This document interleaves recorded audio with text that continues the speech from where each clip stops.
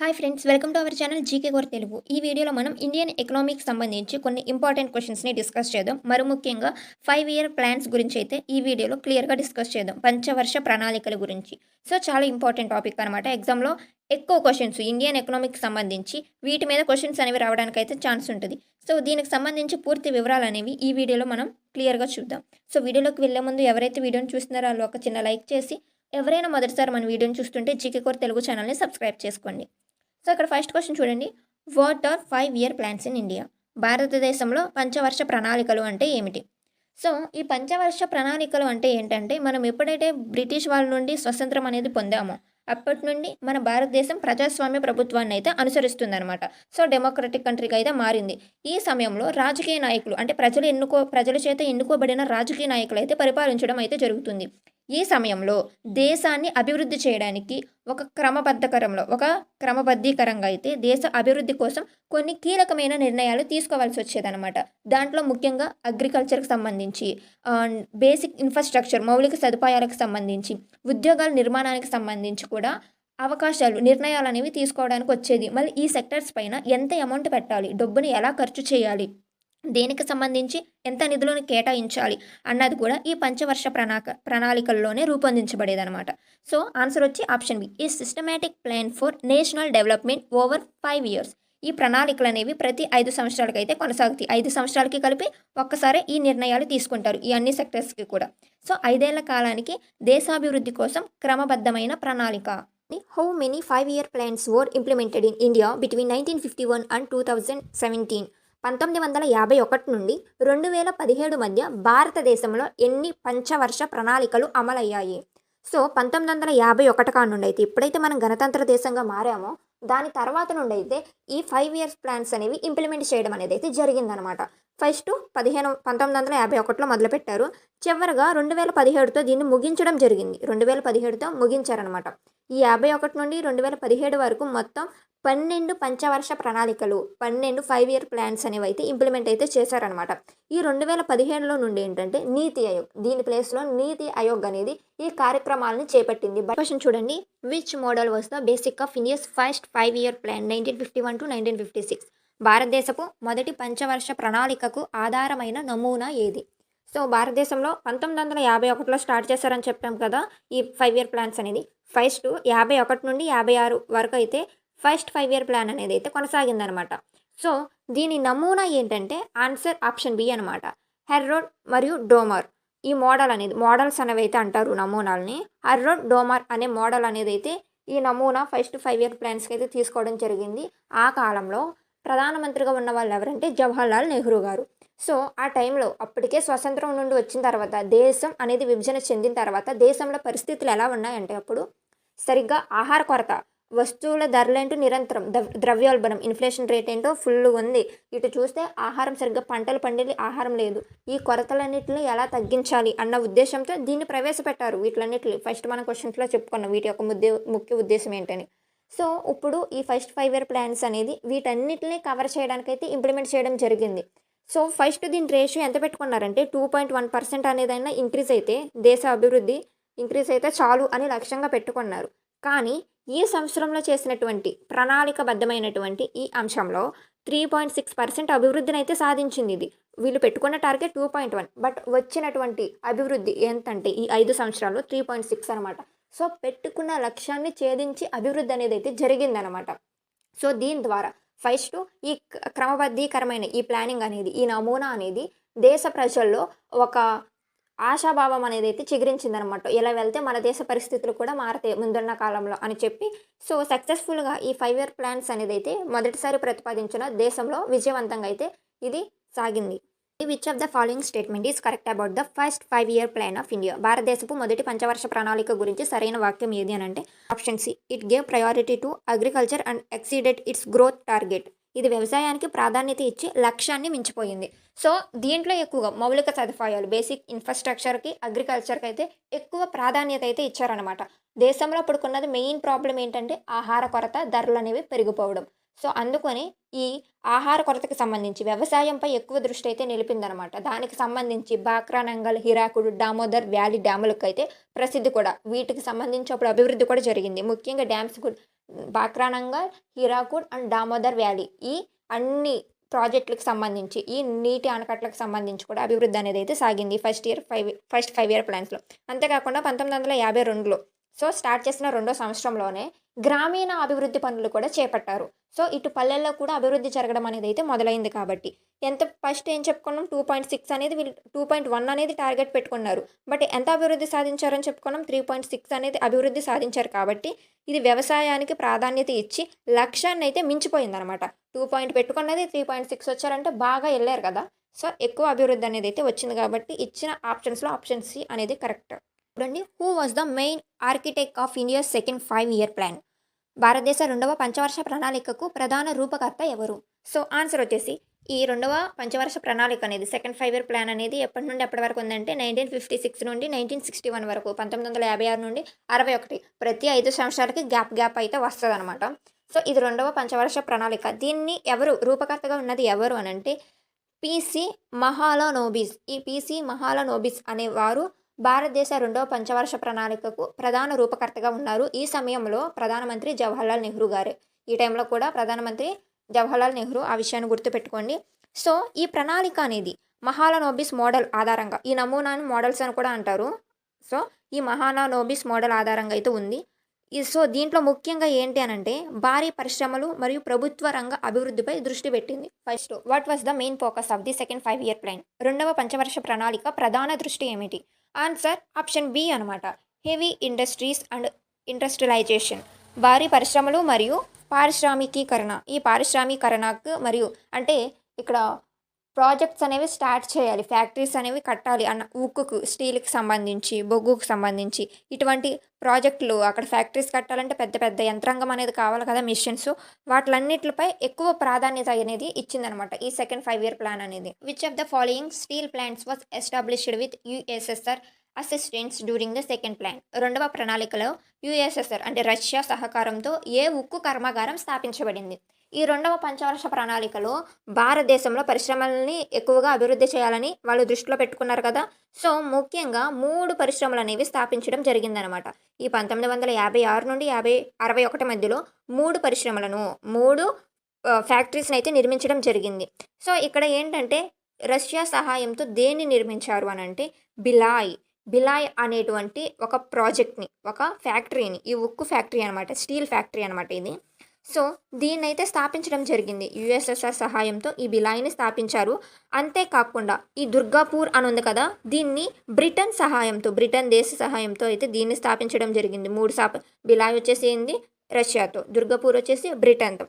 And ఈ రుర్కెలా అనే దాన్ని ఏంటో పశ్చిమ జర్మనీ సహాయంతో దీన్ని నిర్మించడం అనేది అయితే జరిగింది. 3 నిర్మించారు. ఈ 3 ఏ దేశంతో నిర్మించారో కూడా చెప్పాను. What was the target annual growth rate the second 5 year plan? రెండవ పంచవర్ష ప్రణాళిక లక్ష్యం యొక్క వార్షిక వృద్ధి రేటు ఎంత? ప్రతిదానికి ఇక్కడ మనం ఒక టార్గెట్ అనేది పెట్టుకుంటారు కదా. ఫస్ట్ దాంట్లో చూసాము టార్గెట్ ఎంత పెట్టుకున్నారు, ఎంత ఛేదించారు అన్నది. దీనికి కూడా టార్గెట్ అనేది అయితే పెట్టుకున్నారు. 4.5గా అభివృద్ధి చెందాలి అనేది అయితే పెట్టారు. బట్ కాకపోతే ఇంత టార్గెట్ అనేది వీళ్ళు ఛేదించలేకపోయారనమాట సెకండ్ 5 ఇయర్ ప్లాన్లో.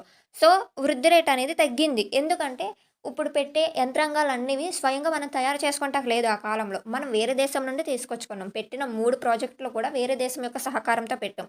అప్పుడు వేరే దేశం దగ్గర నుండి మనం సహకారంతో పెట్టేటప్పుడు అక్కడ ఉన్నటువంటి వస్తువులు కూడా, వేరే దేశంలో ఉన్న వస్తువుల్ని డబ్బుతో కొనాలి. ఎవరు ఫ్రీగా ఇవ్వరు కదా. డబ్బుతో కొనాలి. అది చాలా పెద్ద కోట్ల ఖర్చుతో అయితే కూడుకున్నదనమాట.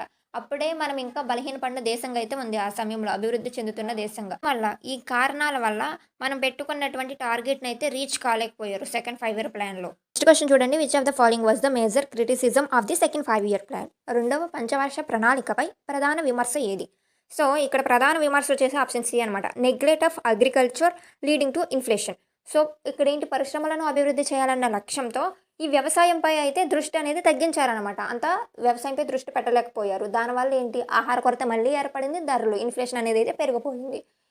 దీన్ని వ్యతిరేకిస్తూ బిఆర్ షెనాయ్ గారు అయితే ఈ ప్రణాళికలు అనేవి సమస్యలకు దారితీసే ప్రణాళికలని విమర్శించారనమాట. బిఆర్ షెనాయ్ గారు అయితే విమర్శించారు. అంతేకాకుండా లైసెన్స్ రాజ్ అనేదాన్ని కూడా ఈ సెకండ్ 5 ఇయర్ ప్లాన్లోనే ప్రవేశపెట్టారు. అది చాలా ఇంపార్టెంట్ బిట్, చాలా కాంపిటేటివ్ ఎగ్జామ్లో అడిగారు. లైసెన్స్ రాజ్ దీన్ని అంతకుముందు చెప్పాం. అండ్ నెక్స్ట్ క్వశ్చన్స్లో దాని గురించి క్లియర్గా డిస్కస్ అయితే చేద్దాం. చూడండి, what was the major objective of India's third 5-year plan? So భారతదేశంలో మూడవ పంచవర్ష ప్రణాళిక ప్రధాన లక్ష్యం ఏమిటి అని అంటే, సో ఇది 61 నుండి 66 వరకు అయితే మూడవ పంచవర్ష ప్రణాళిక అనేది కొనసాగిందనమాట. ఆన్సర్ చూస్తే option self reliant and self sufficient economy, స్వయం సమృద్ధి గల ఆర్థిక వ్యవస్థ. సో ఏంటి అని అంటే ముఖ్యంగా ఫస్ట్ దాంట్లో అగ్రికల్చర్ చూసాం, రెండో దాంట్లో ఇండస్ట్రీస్ అనేవి అయితే చూసాం కదా. ఫస్ట్ అగ్రికల్చర్ సక్సెస్ఫుల్గా అయినా రెండవ దాంట్లో మొత్తం ఇన్ఫ్రాస్ట్రక్చర్ మీదే దృష్టి పెడితే అగ్రికల్చర్లో నష్టం వచ్చింది. బట్ ఇన్ఫ్రాస్ట్రక్చర్ అనే దాన్ని క్లియర్గా అభివృద్ధి చేయడానికైతే దోహదపడింది సక్సెస్వంతంగా. బట్ ఎంతైతే మనం టార్గెట్ పెట్టుకున్నామో గ్రోత్ అంత రాలేదు. బట్ ఇది కూడా సక్సెస్ అయిందనమాట. ఇంకా మూడవ దాంట్లో ఏం చేశారంటే రెండిట్లలో ఏదో ఒకటి ఒకదాని మీదే కాకుండా రెండిట్ల మీద దృష్టి పెడదాం. ఇటు వ్యవసాయం మీద మరియు ఇండస్ట్రీ పరిశ్రమల మీద కూడా దృష్టి పెడదామని, స్వయం సమృద్ధి అనేది సాధించాలని ఈ రెండిట్లలో కూడా దృష్టి పెట్టి ప్రధాన లక్ష్యంగా, భారతదేశం యొక్క ప్రధాన లక్ష్యంగా ఈ మూడవ పంచవర్ష ప్రణాళిక అనేది స్వయం సమృద్ధి గల దేశంగా మార్చడంలో దోహదపడింది. రెండిట్లోనూ సమతుల్యం. నెక్స్ట్ క్వశ్చన్ చూడండి, which of the following events was the major reason for the failure of the third 5-year plan? మూడవ పంచవర్ష ప్రణాళిక వైఫల్యానికి ప్రధాన కారణం ఏమిటి? సో ఈ మూడవ పంచవర్ష ప్రణాళిక అనేది ఏదైతే ప్లాన్ చేస్తారో ఈ వ్యూహం అనేది అయితే ఫెయిల్ అయిందనమాట. సో దీనికి గల కారణం ఏంటంటే ఆన్సర్ వచ్చేసి option C, Indo China and Indo Pakistan wars. చైనాకిను మనకి ఏంటో 1962లో అంటే ఎప్పుడైతే 61 కాడ నుండి కదా మనకి 61 కాడ నుండి 66 వరకు ఈ 5 years ప్లాన్ అనేది మూడోది. 62లో ఏంటో మనకి చైనాకి యుద్ధం జరిగింది. మళ్ళీ 1965లో మనకిను పాకిస్తాన్కి యుద్ధం జరిగిందనమాట. మనకి పాకిస్తాన్కి 65లో 62లో మనకి చైనాకి యుద్ధం జరిగింది. ఇప్పుడు ఏంటి, యుద్ధాలు జరుగుతున్నప్పుడు సైన్యాన్ని పోషించాలి, యుద్ధానికి మనకి యుద్ధ సామాగ్రి అనేది అవసరం అవుతుంది. దాన్ని కొనాలి అన్నా, వేరే దేశం నుండి మనం ఇంపోర్ట్ చేసుకోవాలన్నా కానీ డబ్బు కావాలి. ప్రతీదీ నడిచేది డబ్బుతోనే కదా. సో ఎక్కడ దేశంలో ఉపయోగిస్తున్న ప్రతి అంశానికి, మౌలిక సదుపాయాలకు కానీ, వ్యవసాయానికి కానీ, లేదంటే పరిశ్రమలకు అప్పటి వరకు ఉపయోగిస్తున్న నిధులన్నిటిని కూడా ఈ రక్షణ వైపు అంటే ఇటు సైన్యం వైపు యుద్ధాలని, యుద్ధ సామాగ్రిని కొనడానికి సైన్యానికి ఇటు పెట్టారనమాట. సో ఇక్కడ అమౌంట్ అంతా తీసుకెళ్ళి దాని మీద ఇన్వెస్ట్ పెట్టేపాటికి ఇక్కడ ఆర్థిక సంక్షోభం అనేది ఏర్పడింది. పెట్టుకున్న గ్రోత్ రేట్ కంటే చాలా దారుణంగా అయితే స్థితి పడిపోయిందనమాట. భారతదేశంలో కరువు అనేది కూడా ఏర్పడింది ఆ సమయంలో. What was the actual growth rate achieved during the third 5-year plan? మూడవ పంచవర్ష ప్రణాళికలో వాస్తవ వృద్ధి రేటు ఎంత? వాస్తవంగా మనకొచ్చిన వృద్ధి రేట్ ఏంటో 2.4 అనమాట. 2.4 నుండి 2.6 మధ్యలోకి అయితే అలా రావడం నమోదైతే చేసుకుంది.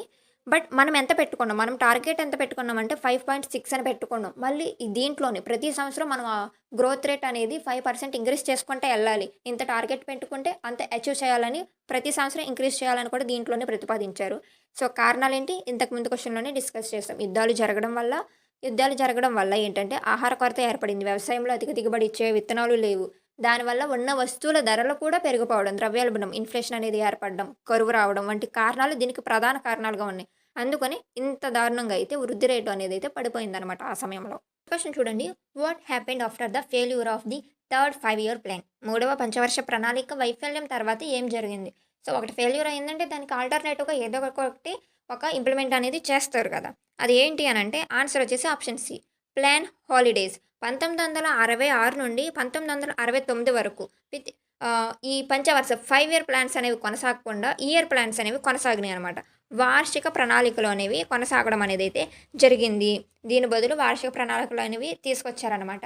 అండ్ అంతేకాకుండా ఇంకా సెకండ్ 5-year ప్లాన్స్కి సంబంధించి సెకండ్ 5-year ప్లాన్స్లో ఒక ఇంపార్టెంట్ విషయం ఏంటి అని అంటే సెకండ్ 5-year ప్లాన్స్లో ఉన్నప్పుడే 1959లో అయితే ఈ పంచాయతీ ఎన్నికలను ఈ వ్యవస్థనైతే తీసుకురావడం జరిగింది. ఎందుకంటే గ్రామీణ స్థాయిలో ఈ ప్రభుత్వ అధికారాలను, ఆ ప్రజాస్వామ్యాన్ని అభివృద్ధి చేయాలన్న ఉద్దేశంతో 1959లో రెండవ పంచవర్ష ప్రణాళికలో పంచాయతీ ఎన్నికలు స్థాపించడం జరిగింది. మొట్టమొదటిసారిగా దాన్ని ఎవరు అమలు చేశారంటే రాజస్థాన్ అదే సంవత్సరం ఫస్ట్ రాజస్థాన్ అమలు చేసింది. మళ్ళీ అదే సంవత్సరం మన ఆంధ్రప్రదేశ్లో కూడా అమలు చేయడం జరిగింది. సో ఆ సమయంలో మనము తెలంగాణ కలిసే ఉన్నాం. అప్పటికి 1959లో అప్పుడు మనం అమలు చేస్తాం.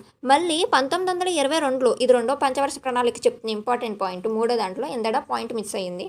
సో 1922లో ఏంటంటే 1922 73వ రాజ్యాంగ సవరణ ద్వారా 73వ అమెండ్మెంట్ యాక్ట్ ద్వారా కాన్స్టిట్యూషన్లో దీన్ని భారతదేశంలో ఉన్న ప్రతి రాష్ట్రానికి కూడా అమలు చేయడం అనేది అయితే జరిగింది పంచాయతీ ఎలక్షన్స్ అనేవి.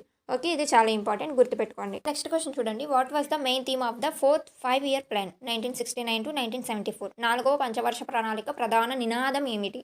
సో, అసలు ఫస్ట్ థాట్‌ది ఏంటి 61 నుండి 66 కదా!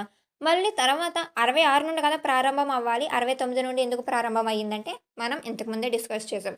ఈ థర్డ్ 5 ఇయర్ ప్లాన్ అనేది అటర్ ఫ్లాప్ అవ్వడం వల్ల, అంటే అది బాగా ఫెయిల్ అవ్వడం వల్ల, యుద్ధాల వల్ల, కరువులు రావడం వల్ల దీన్ని నిలిపివేసి వార్షిక ప్రణాళికలనేవి, దాన్ని హాలిడేస్ ప్లాన్ అనైతే అంటారు. దాన్ని కొనసాగించాలనమాట. 66 నుండి 69 వరకు 3 సంవత్సరాలైతే కొనసాగించడం అనేదైతే జరిగింది. 66 నుండి 69 వరకు. మళ్ళీ తర్వాత ఇందిరాగాంధీ కాలంలో మళ్ళీ దీన్ని ప్రారంభించారు. ఒక అభివృద్ధి అనేది మళ్ళీ సాధించాలన్న ఉద్దేశ్యంతో ఇది 4గో పంచవర్ష ప్రణాళిక అనేదైతే స్టార్ట్ చేశారనమాట. ఇప్పుడేంటి 12 సంవత్సరాలయి చదవాలా? సో, ఇప్పుడు ఇయన్నీ గుర్తుపెట్టుకోవాలంటే కష్టం కదా! మరి 12 ఇంపార్టెంట్ అంటే 12 ఇంపార్టెంట్ అయితే కాదు. First 5 1, 2, 3, 4 first 5 year plans important. మళ్ళీ హాలిడేస్ ఈ 3 వచ్చినాయి కదా! దాని గురించి, దాంట్లో ఇంప్లిమెంట్ చేసిన స్కీమ్స్, ఎవరు ప్రధానమంత్రి, ముఖ్యంగా ఏ ప్రాజెక్ట్స్ ఇంప్లిమెంట్ చేశారో అవి. తర్వాత 10వది 10థ్‌ది లాస్ట్‌ది మళ్ళీ. లాస్ట్‌ది ఒకసారి చూస్తే 12వది. ఇవి చూస్తే చాలు, మిగతావన్నీ ఇయర్స్ అంతగా డెవలప్ అయినటువంటి స్కీమ్స్ ఏమి లేవనమాట. ఎగ్జామ్ పాయింట్ ఆఫ్ వ్యూ కూడా 1, 2, 3, 4, 5, 10థ్‌ది అండ్ లాస్ట్‌ది చివరగా వచ్చేసింది. దాంట్లో జరిగిన ఇంప్లిమెంట్స్. ఈ పాయింట్స్ అనేవైతే మనం ఎగ్జామ్ పాయింట్ ఆఫ్ వ్యూలో చూద్దాం. అండ్ మిగతా వాటిలకు కూడా ఏ ఇయర్‌లో స్టార్ట్ అయినాయని పైపైన అలా డిస్కస్ అయితే చేద్దాం బేసిక్స్. సో, ఇక్కడ ఆన్సర్ ఏంటి? పంచవార్షిక ప్రణాళిక ప్రధాన నినాదం ఏంటి అంటే దీని యొక్క మోటో ఏంటో అనేదైతే క్వెషన్ అడుగుతున్నాడు. ఆన్సర్ చూడండి. Growth with stability and self reliance. స్థిరత్వంతో కూడిన వృద్ధి మరియు స్వలంబన. ఏంటంటే ఇక్కడ 4గో ప్రణాళికలో ప్రధాన లక్ష్యం స్థిరమైన ఆర్థిక వృద్ధిని సాధించడం అనేది స్థిరమైన లక్ష్యంగా అయితే పెట్టుకున్నారు. మరియు క్రమంగా అయితే దీన్ని ఈ అభివృద్ధిని అనేది అయితే మనం సాధించాలి. గతంలో చేసినటువంటి మిస్టేక్స్ అనేవి రిపీట్ అవ్వకుండా దీంట్లో అభివృద్ధి అనేది స్థిరంగా సాగించాలనేది అయితే దీని మెయిన్ మోటివ్‌గా అయితే పెట్టుకున్నారనమాట. Which formula was used in the fourth 5 year plan? 4గవ పంచవర్ష ప్రణాళికలో ఉపయోగించిన సూత్రం ఏది? ఆన్సర్ వచ్చేసి గాడ్గిల్ ఫార్ములా అనమాట. ఈ గాడ్గిల్ సూత్రం అనేది అప్పటి ప్రణాళిక సంఘానికి అధ్యక్షుడిగా ఉన్నటువంటి గాడ్గిల్ గారి పేరుని దీనికి పెట్టడం అనేది అయితే జరిగిందనమాట. గాడ్గిల్ సూత్రం అని. సో, ఏంటి అనంటే ఎప్పటి నుండి అయితే ఈ పంచవార్షిక ప్రణాళికలు 51 నుండి అయితే స్టార్ట్ అయినాయి కదా! 1951 నుండి. అప్పటి నుండి కేంద్ర ప్రభుత్వం ప్రతి రాష్ట్రానికి అభివృద్ధి పదంలో వనరులను అనేది చేకూరుస్తుందనమాట. వనరులకు నిధులనేది కేటాయిస్తుంది. ప్రాజెక్ట్సే గానీ, ఇన్‌ఫ్రాస్ట్రక్చర్ బిల్డ్ చేయడానికే గానీ ఇస్తుంది. కాకపోతే అన్ని రాష్ట్రాలకు ఒకేలా ఇస్తుంది. సో, అందరికి ఒకేలా ఇవ్వడం అంటే అభివృద్ధి చెందిన వాళ్ళకి ఒకలాగే నిధులను కేటాయించి, అభివృద్ధి చెందని రాష్ట్రాలకు కూడా ఒకలాగే కేటాయిస్తే అభివృద్ధి అనేది సమానంగా జరగదు. సో, దానివల్ల ఏంటి అనంటే ఈ 4గో పంచవర్ష ప్రణాళికలో ఈ గాడ్గిల్ ఫార్ములాని కొనసాగించారు. ప్రవేశపెట్టడం అనేది అయితే జరిగింది. సెపరేట్‌గా ఉన్నటువంటి అస్సాం, జమ్మూ కాశ్మీర్, నాగాలాండ్ ఇటువంటి రాష్ట్రాలకేంటో మొత్తం మొదటి నిధులను కేటాయించేశారు. తర్వాత ఈ 60% జనాభా, 25% ఆఫ్ ది ఈ జీడీపీ, అది స్టేట్ జీడీపీ నేత వీటిలన్నిటిని కాలిక్యులేట్ చేసుకొని వీటిని దృష్టిలో పెట్టుకొని అభివృద్ధి పదంలో ముందుకు సాగడానికి తర్వాత వీటికి సంబంధించి నిధులననేవి కేటాయించడం జరిగిందనమాట. ముఖ్య ఉద్దేశ్యం ఏంటంటే అన్నిటిలోనూ అభివృద్ధి అనేది అయితే జరగాలి.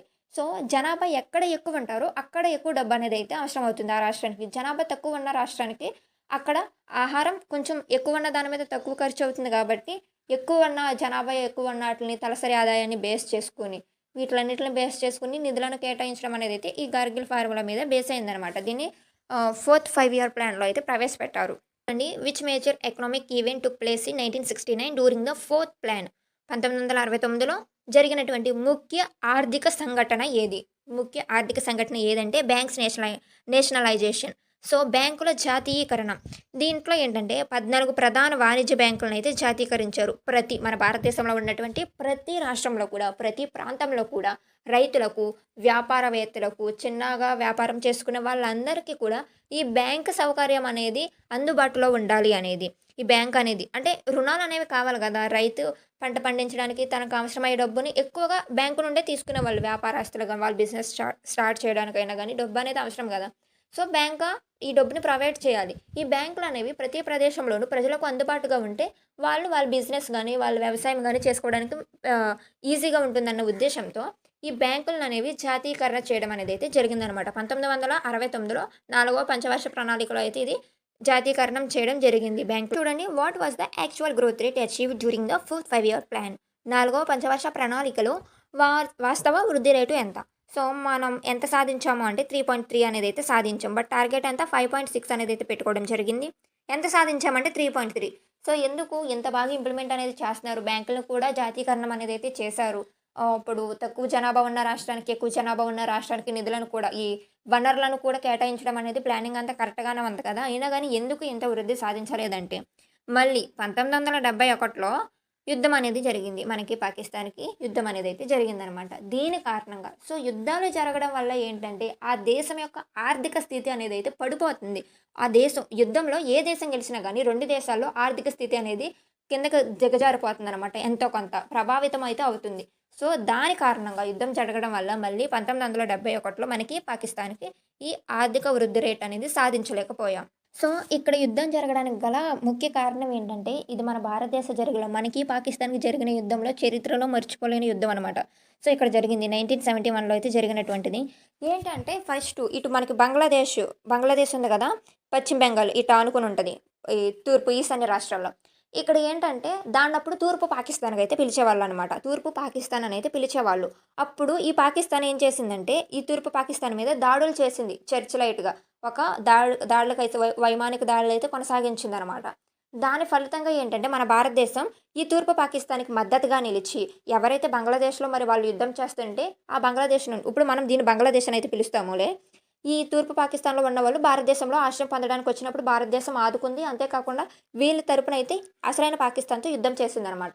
ఈ పాకిస్తాన్‌కేంటో అసలైన పాకిస్తాన్‌కి అమెరికా ఏంటో సహాయం చేసింది. మనకేంటో రష్యా సహాయం చేసిందనమాట. యుద్ధాలు జరిగేటప్పుడు ఒక దేశానికి ఒకటి సహాయంగా వస్తాయి కదా! ఆ విధంగా. అప్పుడేంటంటే ఈ యుద్ధంలో ఈ పాకిస్తాన్ సక్సెస్‌ఫుల్‌గా ఓడిపోయింది. మనమే గెలిచాము. అండ్ అప్పుడుగా తూర్పు పాకిస్తాన్‌గా ఉన్నటువంటి ఈ ప్రదేశం బంగ్లాదేశ్‌గా అయితే మారడం జరిగింది. సో, అందుకునే అప్పుడు మన భారతదేశంలో ఉన్నటువంటి పశ్చిమ బెంగాల్ దీన్ని డివైడ్ అయితే చేయడం జరిగిందనమాట. ఈ తూర్పు బంగ్లాదేశ్ అంటున్నామే దీంట్లో ఎక్కువగా ముస్లిమ్స్ అనేవాళ్ళు ఉంటారు. ఇటు మన పశ్చిమ బెంగాల్లో హిందువులు అనేవాళ్ళు ఉంటారనమాట.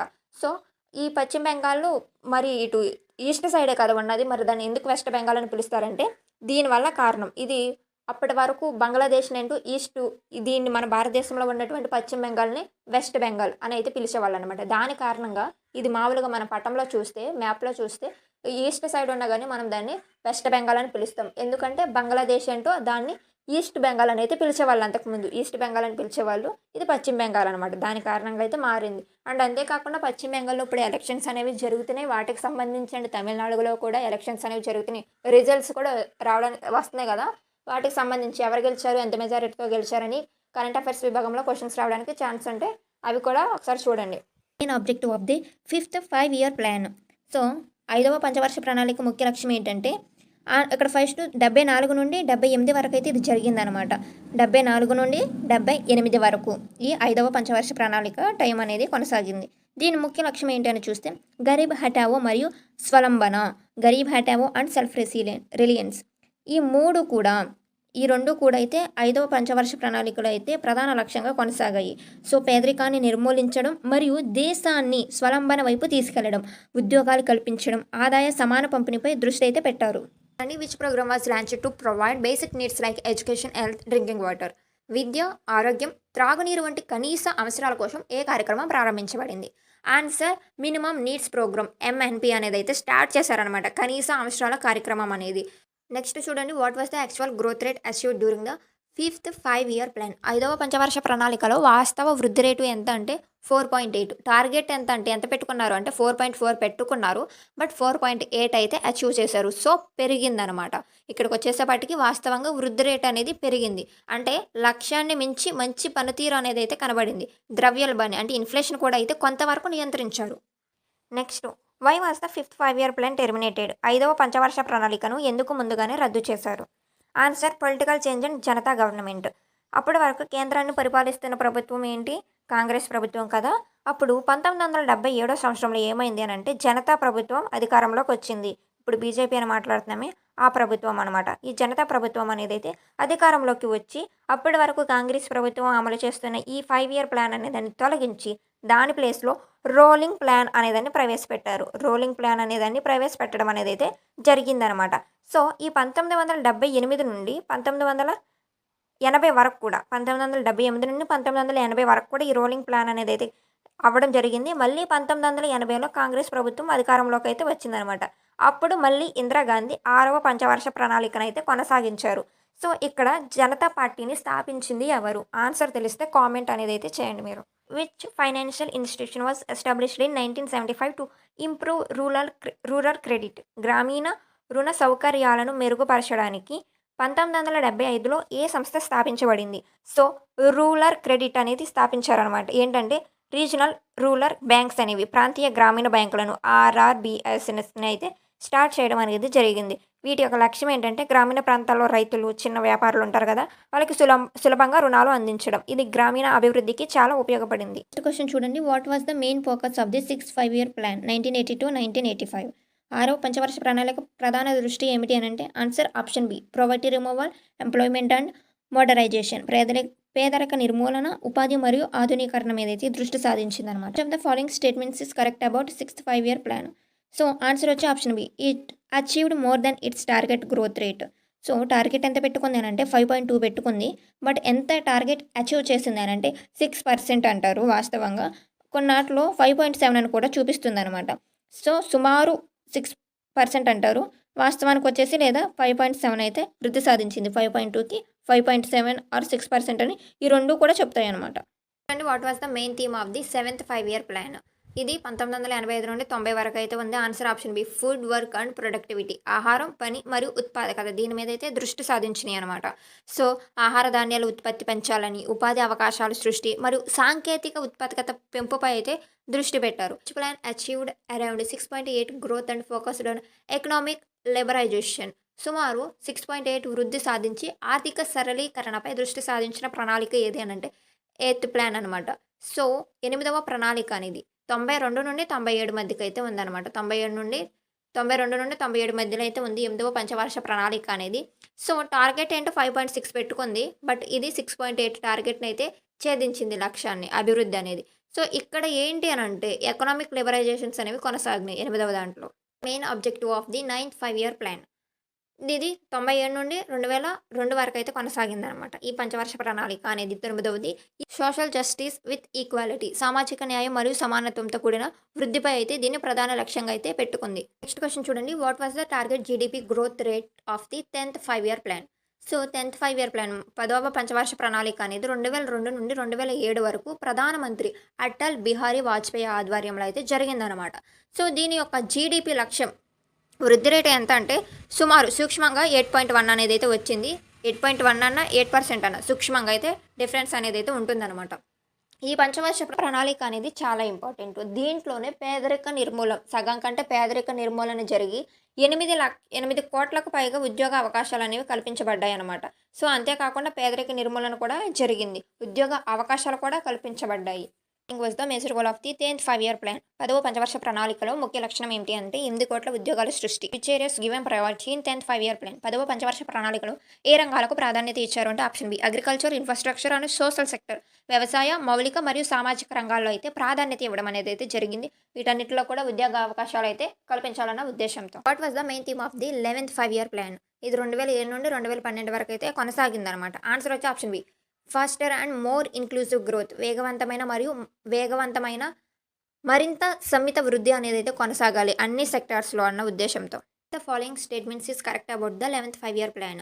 ఆన్సర్ ఆప్షన్ సి అనమాట. It achieved about 7.6 growth and emphasised education like RTE act. RTE act అనేది ఇప్పుడే ప్రతిపాదించ జరిగింది. ఇది ఎడ్యుకేషన్కి, విద్యకు సంబంధించినటువంటి చట్టం అనమాట ఆర్టీఐ యాక్ట్ అనేది. అంతేకాకుండా 7.6 వృద్ధిని కూడా, గ్రోత్ అయితే ఇది సాధించింది. Next question. What was the main theme of the 12th 5-year plan? So ఇది లాస్ట్ అనమాట పంచవర్ష ప్రణాళికలో 12వది. సో 12 అని చెప్పుకున్నాం కదా, ఇది లాస్ట్. దాని యొక్క థీమ్ ఏంటని చూస్తే option B, faster more inclusive and sustainable growth. వేగవంతమైన మరింత సమ్మిళిత మరియు సుస్థిర అభివృద్ధి కొనసాగించాలని ఇది లక్ష్యంగా పెట్టుకుంది. What was the target GDP growth rate the 12th plan? So target ఎంత పెట్టుకున్నారంటే 8.2 పెట్టుకున్నారు స్టార్టింగ్. మళ్ళీ దాని తర్వాత 8కి అయితే కుదించారనమాట. సో ఎందుకంటే సుస్థిర అభివృద్ధి సాధించాలన్న అవకాశంతో 8.2 ఉన్నదానికి తర్వాత 8కి అయితే మార్చారు. Which sector targeted to achieve 10% growth during the 12th plan? 12వ ప్రణాళికలో 10% వృద్ధి లక్ష్యంగా పెట్టుకున్న రంగం ఏంటంటే మ్యానుఫ్యాక్చరింగ్ సెక్టర్, తయారీ రంగం అనమాట. అగ్రికల్చర్ 4% అయితే పెట్టారు. The following was the major environmental goal of the 12th plan. So 12 ప్రణాళికలో పర్యావరణానికి సంబంధించిన ముఖ్య లక్ష్యం ఏంటి అని అంటే answer option B. Increase forest cover by 10 lakhs hectares annually. ప్రతి సంవత్సరం 10 లక్షల హెక్టార్లకు పచ్చదనాన్ని అయితే పెంచాలి అన్న ఉద్దేశంతో. అంటే పర్యావరణ సుస్థిరత కోసం ప్రతి సంవత్సరం 10 లక్షల హెక్టార్లకైతే మొక్కలనేవి నాటాలి పచ్చదనాన్ని. అడవుల్ని ఆక్రమంగా కొట్టివేస్తున్న ఈ సమయంలో పచ్చదనాన్ని అయితే పెంచాలి. పర్యావరణ కాలుష్యాన్ని తగ్గించాలన్న ఉద్దేశంతో దీన్ని కొనసాగించడం అనేది అయితే సాగింది. Next what was the major institutional change happened after the 12th plan. 12వ ప్రణాళిక తర్వాత జరిగిన ప్రధాన మార్పు ఏంటి అని అంటే answer option B. Planning commission replaced by NITI Aayog. So ఈ ప్లానింగ్ కమిషన్ దీన్ని నీతి ఆయోగ్తో భర్తీ చేయడం అనేది అయితే జరిగిందనమాట. దీని ప్లేస్లో నీతి ఆయోగ్ అనేది అయితే వచ్చింది. బట్ నీతి ఆయోగ్ అనేది కేవలం సలహాలు సూచనలే ఇస్తుంది. అది మనకి తెలిసింది. ఈ డబ్బు విషయంలో రాష్ట్రాలకి డబ్బును షేర్ చేసే విషయంలో ఇది పాలు పంచుకోదు. నీతి ఆయోగ్ యొక్క ప్రధాన చైర్మన్గా ఎవరు ఉంటారు? చైర్మన్గా వ్యవహరించేది ఎవరు? సో ఎవరైతే ప్రధానమంత్రిగా ఉంటారో వాళ్ళే వ్యవహరిస్తారనమాట. అప్పటికు ఇంకా 2017 సంవత్సరం వచ్చేపాటికి ఈ పంచవర్ష ప్రణాళిక అనేటువంటి శకం అనేది భారతదేశంలో ముగిసిపోయింది. ఇప్పుడు నీతి ఆయోగ్ అనేది ఈ పంచవర్ష ప్రణాళిక కన్నా ఈ 5 ఇయర్ ప్లానింగ్ కమిషన్ కన్నా కానీ ఈ నీతి కమిషన్ అనేది బాగా పనిచేస్తుందన్నమాట. సో మన భారతదేశంలో ఉన్నటువంటి ఆర్థిక వ్యవస్థలో ఈ ఇండియన్ ఎకనామీలో కూడా ఈ 5 ఇయర్ ప్లాన్స్ అనేవి చాలా ఇంపార్టెంట్. అంటే మనం నెక్స్ట్ వెళ్ళే క్వశ్చన్స్లో నీతి ఆయోగ్ దాని కమిషన్స్ గురించి అండ్ కొన్ని యాక్ట్స్ అనేవి జరిగినాయి వాటిలన్నిటి గురించి కూడా ఇంపార్టెంట్ క్వశ్చన్స్ అయితే డిస్కస్ చేద్దాం. ఇవి ఇంపార్టెంట్ క్వశ్చన్స్ ఎగ్జామ్లో రావడానికి ఛాన్స్ ఉన్నటువంటి క్వశ్చన్స్.